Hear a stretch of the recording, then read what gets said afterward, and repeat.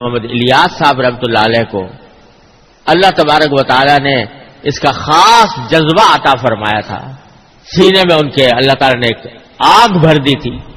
اس کے نتیجے میں اللہ تعالیٰ نے تبلیغی جماعت وجود میں اللہ تبارک و تعالیٰ لائے اور الحمدللہ 4 دانگ عالم میں دنیا کے چپے چپے پر اللہ تبارک و تعالیٰ کے دین کا پیغام اس نے پھیلایا ہے، پہنچایا ہے. الحمدللہ وہ اس کام میں لگی ہوئی ہے. تو میں تو یہ سمجھتا ہوں کہ عام مسلمانوں کے لیے اس وقت اس فریضے میں شامل ہونے کا بہترین راستہ یہ ہے. بعض لوگ تنقیدیں بھی کرتے ہیں، فلاں خرابی ہے، فلاں کمزوری ہے، فلاں باتیں ہیں. ارے بھائی، معصوم اس آسمان کے نیچے انبیاء کرام کے بعد کوئی نہیں ہے.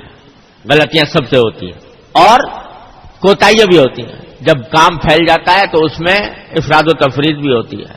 یہ سب کچھ ہوتا رہتا ہے. لیکن دیکھنا یہ چاہیے کہ بحیثیت مجموعی فائدہ زیادہ پہنچا ہے یا نقصان زیادہ پہنچا.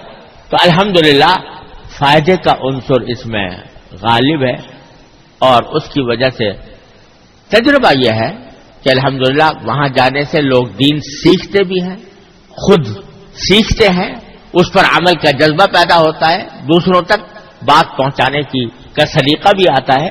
تو عام مسلمانوں کے لیے میں سمجھتا ہوں کہ اس کام سے اس وقت تعلق رکھنا اپنے دین کے تحفظ کے لیے اور سورہ عصر کی اس ہدایت پر عمل کرتے ہوئے نہایت مفید اور نہایت ضروری ہے.